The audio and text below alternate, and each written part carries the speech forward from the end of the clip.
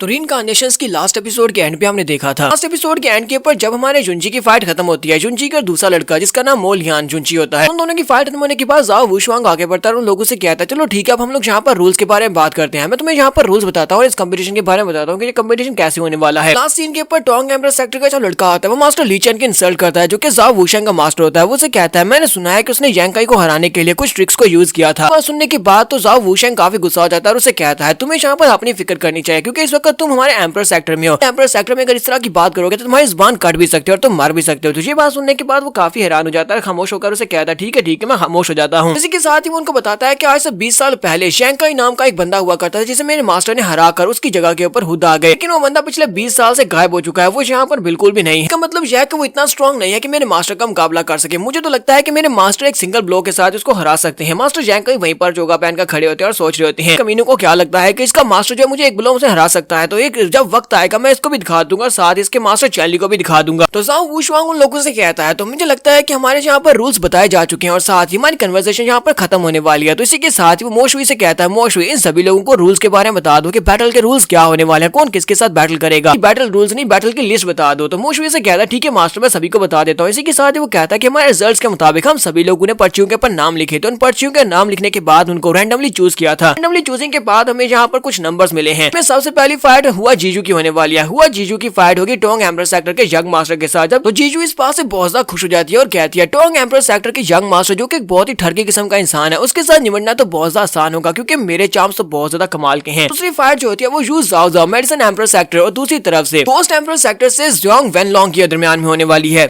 तो वेनलोंग की जो वाइफ होती है वो उस लड़की को पहचान लेती है और अपने हस्बैंड से कहती है कि लास्ट नाइट इसी ने मेरी जान बचाई थी जब वो लोग मुझे किडनैप करके लेकर जा रहे थे। वो उसे कहता है क्या वाकई में तुम इस बारे में श्योर हो? तो वो कहती है हाँ मैं इस बारे में श्योर हूँ कि मैं इस लड़की की स्मेल को पहचान सकती हूँ, इसी लड़की ने कल मेरी जान बचाई थी। इस नंबर पर जो फाइट होती है वो हमारे लिंजुई की होती है। तो हमारे लिंजुई की फाइट होने वाली है यंग मास्टर और लियान जुंजी के साथ होने वाली है, तो गोस्ट एम्परर सेक्टर से है। यंग मास्टर जुंजी और भी ज्यादा घबरा जाता है, सोच रहा होता है क्या वाकई मेरी फाइट इसके साथ होने वाली है। इसका मतलब यह है कि मैं हारने वाला हूँ क्योंकि ये बंदा इसने यहाँ पर जीतर बजाकर मुझे हरा दिया था और इसका प्रेशर बहुत ज्यादा है। मोशुई उन लोगों से कहता है कि तुम सभी लोगों ने यहाँ पर लॉटरी रिजल्ट्स को सुन लिया है, तुम सभी लोगों ने लिस्ट के बारे में सुन लिया, कल किसके किसके साथ मैच होने वाला है, तुम सभी लोग जा सकते हो। वुशवांग में उन सभी लोगों से कहता है हाँ तुम सभी लोग जा सकते हो, लेकिन अगर तुम्हें इस बारे में कोई सवाल पूछना है तो तुम पूछ सकते हो। हुआ जीजू से कहती है मुझे इस बात से कोई मसला नहीं है। टोंग एम्परर सेक्टर का लड़का कहता है मुझे भी इस बात से कोई मसला नहीं है, जबकि ज़ोंग वेनलोंग काफी तक गुस्सा हो जाता है और कहता है मेरा एक सवाल है। टोंग वेनलोंग यहाँ पर जो सवाल उठाता है वो ये होता है कि जाओ वुशवांग यहाँ पर फाइट क्यों नहीं कर रहा, क्योंकि बाकी सभी लोग यहाँ पर फाइट करेंगे उसके बाद सेमीफाइनल पहुंचेंगे। जाओ वुशवांग वो पहले से सेमीफाइनल में पहुंच चुका है, तो वो कहता है कि तुम्हारी जगह पर मैं क्यों नहीं हो सकता, आज तुम्हारे पास ऐसा क्या है कि मैं तुम्हारी जगह पर नहीं हो सकता। उसकी बात सुनने के बाद कहता है ज़ोंग वेनलोंग तुम्हारी हिम्मत कैसे हुई हमारे स्वॉर्ड एम्परर सेक्टर में आकर इस तरह की बात करने की, पता नहीं है कि इस वक्त तुम हमारे सेक्टर में खड़े हो, इसका मतलब यह है कि यहाँ पर हमारे रूल्स चलेंगे। वेनलोंग से कहता है कि मैं गोस्ट एम्परर सेक्टर से हूँ, यहाँ पर चाहे वहाँ पर एरोगेंटली बात कर सकता हूँ और तुम्हारे सामने भी बात कर सकता हूँ। तुम्हें लगता है कि तुम यहाँ पर इंचार्ज और तुम यहाँ पर बिना फाइट के आगे जा सकते हो। वुशवांग से कहता है लगता है कि तुम यहाँ पर मेरी पावर्स को देखे बिना इस बात को नहीं मानने वाले कि मैं तुमसे ज्यादा पावरफुल हूँ। चलो ठीक है मैं तुम्हें यहाँ पर एक मौका देता हूँ, तुम पहले मेरे पर अटैक करो, जबकि दूसरी तरफ से मैं अपनी स्वर्ड एनर्जी को यूज करूंगा, देखते हैं कि किसका अटैक यहाँ पर पावरफुल है और उसके बाद फैसला हो जाएगा। वेनलोंग से कहता हाँ क्यों नहीं, मैं कौन सा तुमसे हारता हूँ। इसी के साथ ही वो अपनी डीमन पावर्स को रिलीज करता है, गोस्ट पावर्स को, क्योंकि वो गोस्ट एम्परर सेक्टर से काफी सारी एनर्जी से बनी हुई डार्क खोपड़ियां निकलती हैं जो कि उसके ऊपर अटैक करने के लिए आगे बढ़ती हैं। इसके साथ ही दूसरी तरफ से जाओ वुशवांग जो होता है अपने हाथ से एक तलवार निकाल लेता है, उसके अंदर से रेड कलर की एनर्जी निकली होती है, एक बहुत स्पेशल तलवार होती है और उसकी एनर्जी भी काफी ज्यादा स्पेशल होती है। ये वाली जो स्वर्ड होता है इसको ब्लड सैक्रिफाइस स्वर्ड कहा जाता है। वो ब्लड सैक्रिफाइस स्वर्ड को यूज करते हुए उसके ऊपर अटैक करने लगा, जबकि यूज जाओ जाओ सोच रही होती है इसकी स्वर्ड एनर्जी तो बहुत ज्यादा स्ट्रॉन्ग है। कि लास्ट नाइट जिस बंदे ने बाई बाई की जान बचाई थी वही से फाइट कर सकता है क्योंकि उसकी स्वर्ड एनर्जी भी बहुत ज्यादा थी। बाकी के सभी जंग मास्टर भी ये देखने के बाद काफी हैरान हो रहे थे और कहते हैं जाओ वुशवांग की स्वर्ड एनर्जी जो है वो तो बहुत ज्यादा डोमिनेटिंग है, लगता है कि हम सभी में से यहाँ पर सबसे ज्यादा स्ट्रॉन्गर यही है, इसी वजह से यहाँ पर इस कंपटीशन का प्रीलिमिनरी राउंड में फाइट नहीं करने वाला है, ये सीधा सीधा फाइनल में फाइट करेगा। वुशवांग अपनी एनर्जी को रिलीज करने में ब्लड सैक्रिफाइस स्वर्ड के साथ सामने की तरफ अटैक करता है और उसे कहता है ज़ोंग वेनलोंग तुम यहाँ पर 10 साल और कल्टीवेट करने के बाद भी चले आओ तब भी तुम यहाँ पर मेरे ओपोनेंट बिल्कुल भी नहीं है, तुम फाइट में मुझसे नहीं जीत सकते। जैसे वो अपनी तलवार के साथ सामने की तरफ एक स्ट्राइक लगाता है तो वेनलोंग की जितनी भी वहाँ पर खोपड़ियां आती है वो साइड साइड डिस्ट्रॉय हो जाती हैं। उन सभी के डिस्ट्रॉय होने के बाद लोग अपने हाथ को सामने की तरफ करते हैं, वहाँ पर एक शील्ड बनाता है और उस एनर्जी के साथ अपने आप को प्रोटेक्ट कर रहा होता है, लेकिन इसी के साथ ही वो शील्ड भी टूटना शुरू हो जाती है। जैसे वो शील्ड के अंदर क्रैक पड़ने स्टार्ट होते हैं, लिंजी मास्टर यांग काई से कहता है यांग काई वहाँ पर जाओ, तो यांग काई बड़ी स्पीड से गायब होते हुए वहाँ पर चले जाते हैं। वो जाकर वेनलोंग के सामने खड़े हो जाते हैं, कहते हैं वेनलोंग पीछे हट जाओ, तो वेनलोंग जल्दी से पीछे हट जाता है। इसी के साथ ही वो शील्ड भी टूट जाती है। शील्ड के टूटने के साथ ही मास्टर जैंग का वहाँ पर मौजूद होते हैं। मास्टर जैंग वहीं पर खड़े खड़े अपनी स्वर्ण एनर्जी को रिलीज करते हैं। मास्टर जैंग अपनी स्वर्ण एनर्जी को रिलीज करते हैं तो वहाँ पर उसके ऊपर स्वर्ण एनर्जी के साथ अटैक हो रहा था वो सारे के सारा डिस्ट्रॉय हो जाता है। ये देखने के बाद जाओ वुशवांग होता है बहुत ज्यादा गुस्सा हो जाता है। वो हमारे लिंजुई की तरफ देखता है और उसे कहता है तुम्हारी हिम्मत कैसे हुई यहाँ पर हमारे बिजनेस में अपनी टांग अड़ाने की, तुमने ऐसा क्यों किया? तुम्हारा जुंजी से कहता है कि मैं तुम्हारी पावर्स को देख रहा था,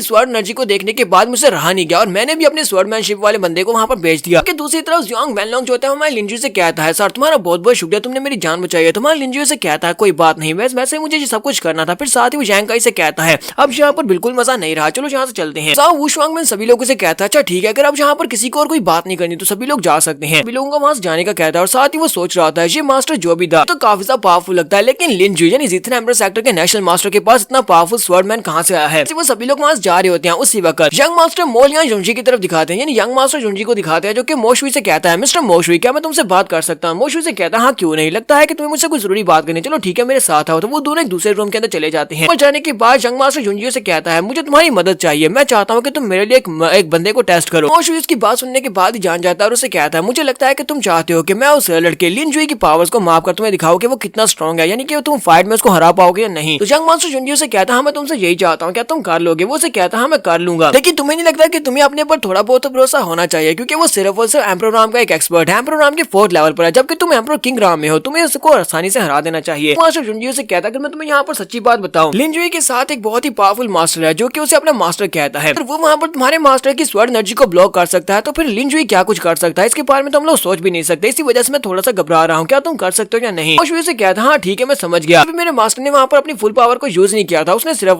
20% पावर को यूज किया था। मोशुई से कहता है तो मैं ये काम तुम्हारे लिए फ्री में तो बिल्कुल भी नहीं करूंगा, मुझे बताओ कि तुम्हारी ऑफर क्या होने वाली है। तो यंग मास्टर जुंजी से कहता है मिस्टर मो अगर तुम मेरी हेल्प करते हो तो बदले में तुम जो चाहे मैं तुम्हें दे सकता हूँ, अपनी कंडीशन बताओ कि तुम्हें बदले में क्या चाहिए और उसके बाद अगर मैं तुम्हें दे सका तो मैं तुम्हें दूंगा। इसके साथ ही मोलियानो से कहता है मुझे पूरे के पूरे 10 बिलियन जाओ क्रिस्टल्स चाहिए, सिर्फ इतना ही नहीं बल्कि तुम्हारे पास जो स्टनिंग मैग्बी स्वॉर्ड है मुझे वो भी चाहिए। यंग मास्टर जुंजी से कहता है हाँ क्यों नहीं। वो फटाफट से अपने पास रिंग निकालता है, उसके सामने करते हुए कहता है ये लो, पैसे की तो कोई बात नहीं है, 10 बिलियन क्रिस्टल्स इसके अंदर मौजूद है और रही बात मैग्बी स्वॉर्ड की तो वो तो मैं यहाँ पर इस मैच में यूज करने वाला हूँ, कंपटीशन खत्म हो जाएगा वो स्वॉर्ड भी मैं तुम्हारे हवाले कर दूंगा। तो मोशुई से कहता है ये तो बहुत ही अच्छी बात है। वो रिंग उठाता है और काफी ज्यादा खुश हो जाता है और कहता है तो फिर ठीक है हमारी डील हुई, तो आज रात को वहाँ पर पहुंचाना, मैं लिंजुई और उसके साथियों को जंगल में ल्योर करके लेकर जाऊंगा, वहाँ पर अपने साथियों के साथ उसके ऊपर अटैक करूंगा जिसकी वजह से उसे अपनी पावर्स को यूज करना पड़ेगा और तुम उसके सीक्रेट्स देख सकते हो। एक्शन में रात के वक्त का दिखाया जाता है। मोशुई हमारे लिंजुई और उसके साथियों को वहाँ पर जंगल में ले जाता है। लिंजुई के साथ 7th प्रिंसेस होती है, मास्टर जैंग काई होते हैं, ये तीनों सेंटर में होते हैं जबकि आसपास बहुत सारे डिसाइपल्स होते हैं, यहाँ पर तकरीबन 30 लोग होते हैं। मोशुई भी यहीं पर होता है। लिंजुई कहता है तुम सभी लोग हमें यहाँ पर किस लिए लेकर आए? तो मोशुई इसी के साथ ही कहता है इन लोगों को मार डालो। तो वो सभी लोग जल्दी से अपनी तलवारें उठाते हैं, उनको मारने के लिए आगे बढ़ते हैं। मास्टर जैंग काई कहता है तुम लोग मेरे लॉर्ड को नुकसान नहीं पहुंचा सकते, मेरे सेक्टर मास्टर को कोई भी नहीं मार सकता। इसी के साथ ही वो अपनी एनर्जी को रिलीज करते हुए स्वॉर्ड एनर्जी के साथ उनके ऊपर अटैक करते हैं। स्वॉर्ड एनर्जी इतनी पावरफुल होती है कि जिस बंदे की बॉडी से गुजरती है वो वहीं पर मर जाता है। तो यंग मास्टर जुंजी को दिखाते हैं जो कि वहीं पर एक पेड़ के पीछे छुपा होता है। वो कहता है ये कल्टीवेटर काफी ज्यादा स्ट्रॉन्ग है, लगता है कि मुझे यहाँ पर अपने लोगों की छुपकर मदद करना होगी। उसके पास एक नीडल भी होती है और उस नीडल के साथ उसके ऊपर अटैक करने लगा जिसको अशूरा ब्लड स्टिंगर कहते हैं। जहाँ पर हम लोग अपनी एपिसोड 154 का एंड करेंगे। एपिसोड की एक्सप्लेनेशन अच्छी लगी तो कमेंट करके जरूर बताइएगा। चैनल को सब्सक्राइब कर दें, वीडियो को लाइक और शेयर कर दें। शुक्रिया।